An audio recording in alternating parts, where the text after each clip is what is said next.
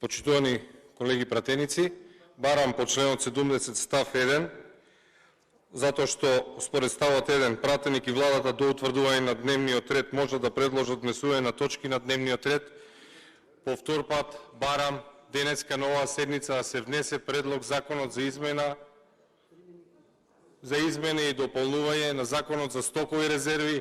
Повторно уште една реприза кога наместо предвидените 10 минути добивам 3 минути, ќе се тркам уште еднаш со часовникот да ви објаснам дека со предлог законот за изменување на законот за дополнување на закон за стокови резерви се предлага оризот да биде предвидена како продукт, производ кој е од исклучително значење за животот на населението во Република Македонија. Со овој закон, односно со законот за стокови резерви, се предвидува планирањето, формирањето, финансирањето, чувањето, и користењето на стоковите резерви.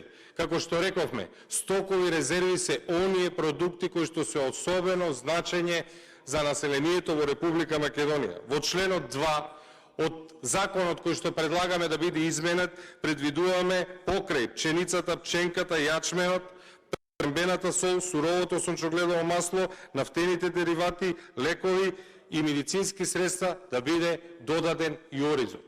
Во време кога ни се заканува глобална прехранбена криза, ова собрание, собранието на Република Македонија, не сака да разговара за овој закон и упорно го потурнува од секоја седница. Ние овој закон го предложивме на 5 мај, истиот ваков предлог на 11 овој месец беше одбиен и денеска на оваа седница не го добива потребното време. Почитувани колеги пратеници, само ќе ве потсетам дека ни се заканува глобална прехранбена криза, која што глобална прехранбена криза е светски призната. На самитот на Г7 светските лидери повикуваат за одржување на воредна седница на Советот на Организацијата за храна и земјоделство во обид да спречи глобалната закана од глад. На истото повикуваат Макрон, Трудо, Бајден, зборуваат, едниот покренува иницијатива за безбедност на храната. Бајден зборува дека недостатокот на храна ќе биде реален. Лидерите на најразвиените земји зборуваат за овој проблем, а овој проблем не заслужува според пратениците од мнозинството време за дискусија овде во Македонското собрание.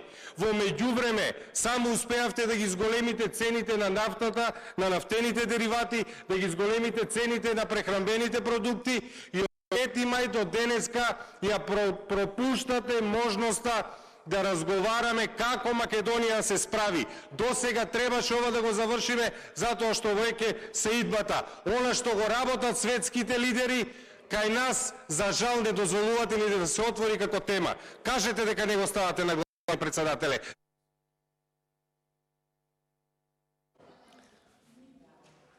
Токму така не го ставам на гласање затоа што е предмет на утрешна седница.